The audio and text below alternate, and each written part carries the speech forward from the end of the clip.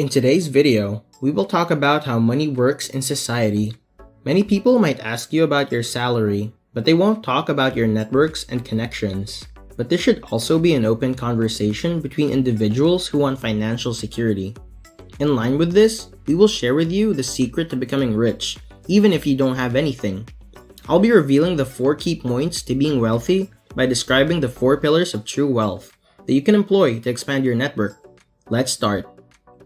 A net worth is a difference between the asset you own and the obligation you bear, and it is defined as the financial value of everything you own.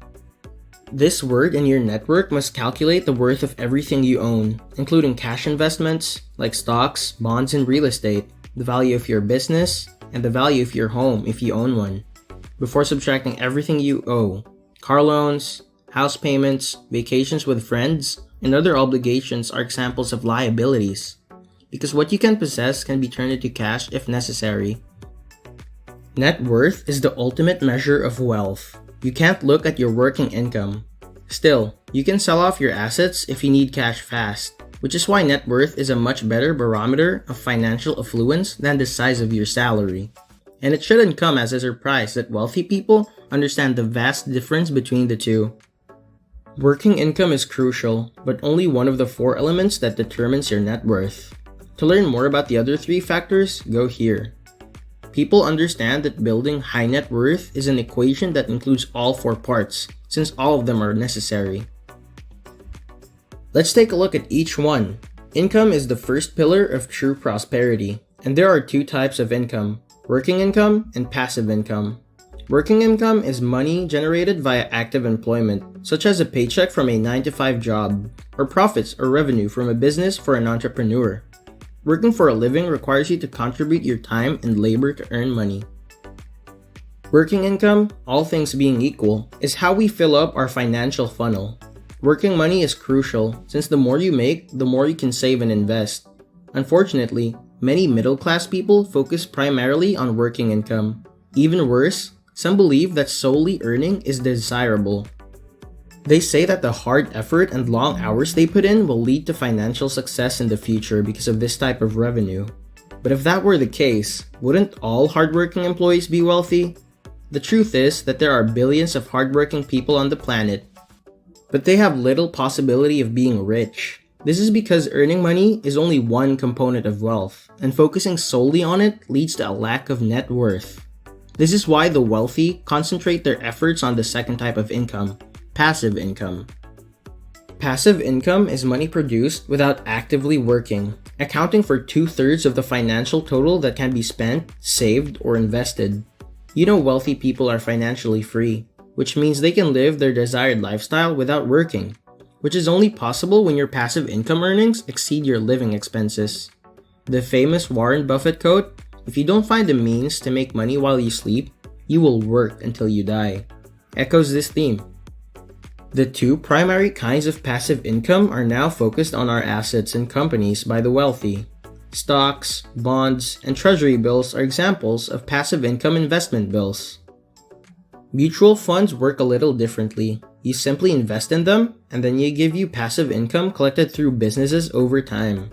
This type of passive income necessitates the establishment of a company that generates profits without your input. This might be a real estate business or an online business that you run with the help of virtual assistants. If you're a property manager who takes care of your housing needs and you're feeling slighted because you don't understand how passive income works, don't panic. Unfortunately, traditional education does not teach you how to produce passive income. It only does teach you how to find the slope of a line or write in cursive. Real-world abilities, as a result, can't be learned unless you have a family member or a friend who can teach you how to generate passive income. But don't worry, there's always self-education. And if you don't learn the concepts of passive income, you will most likely only ever make a living wage and never achieve financial independence.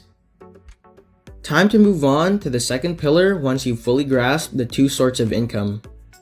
Saving. It is the second foundation of true riches. Savings is necessary because you can earn a lot of money but not keep it. Many people have a financial blueprint wired for spending whatever money they have, with immediate gratification taking precedence over long-term balance. spenders who have 3 mottos. The first slogan is, "It's all about the money," which they don't have much of. "What goes around comes around" is the second motto. They hope so because the third slogan is, "Sorry, I can't right now because I'm broke." With their income, they can bridge the gap in their savings and maintain it. It's impossible to handle the next pillar of actual wealth unless you start saving a significant amount of your income. After that, you may move on to the third pillar of true wealth, where you make your money expand by investment. In general, the better your investment, the faster it will grow.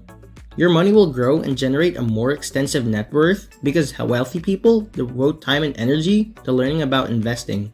They pride themselves on being excellent investors or retiring investors. Poor people believe investing is only for the wealthy, so they never educate themselves and remain broke. As well as the group's dark horse, because few individuals comprehend its significance in wealth creation. This component of simplification goes hand in hand with saving money, in which you purposefully construct a lifestyle in which you require less money to live on.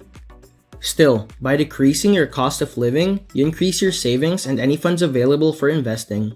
Let me tell you a remarkable story about a friend named Jeff, who is living his dream lifestyle because of the pillars of simplification.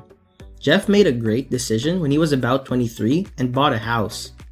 Jeff paid about $300,000 for the house at the time, and it sold for much more within a decade when the real estate market exploded. Jeff made off with $600,000, pocketing the initial cost of the house and profiting. He considered if the $600,000 would be better spent on a comparable house party or the home of his dreams. Jeff began looking at various residences that would meet his image of a dream home, but chose to consult this with his financial consultant, Steve, before making a purchase. Steve praised Jeff on his successful Japanese real estate investment and suggested another path Jeff could follow in this situation. Steve went on to say that several investment instruments paid 10% returns. Consider investing that $300,000 in profit instead of buying a bigger house as a gesture. Jeff returned home and began to consider it for his next decision. If you could live off of the $300,000 investment or $300,000 per year, you could theoretically quit your job and never work again at 23. In such a case, it became apparent that investing money is the best option. Jeff is now financially independent at the age of 30. Even though Jeff is not required to work, he occasionally takes on freelance clients.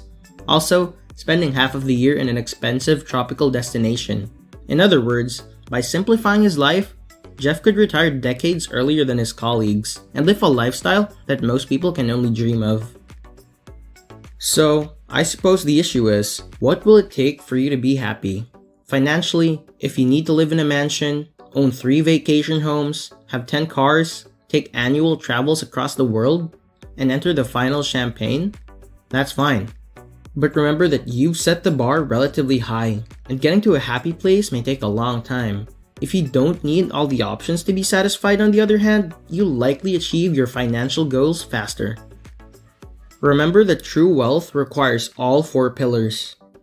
Imagine that you had an allergy and you were driving a 4-wheeled bus. It wouldn't feel right when you could operate only on 4 wheels. Does this sound familiar? For the most part, middle-class individuals play the money game only on 1 wheel, believing that the only way to get rich is to make a lot of money, and that they don't understand since they've never been there. According to Parkinson's law, spending will always rise in the direct proportion to earnings. This is how society works. You have a car, earn more money, and get a better car. You own a home, earn more money, you purchase a larger home. As a result, income will never be enough to produce wealth. So, if you genuinely want to build wealth, then I recommend that you start by calculating your exact net worth. Take a piece of paper and write down all of your assets, then subtract it with all of your liabilities. Do this at least every 90 days, and I'm sure that you'll find you're getting richer and richer every time. Because, as Peter Drucker says, what isn't measured isn't managed. And that's it for today's video. Thank you for watching, and please do subscribe and like this video. See you in our next video.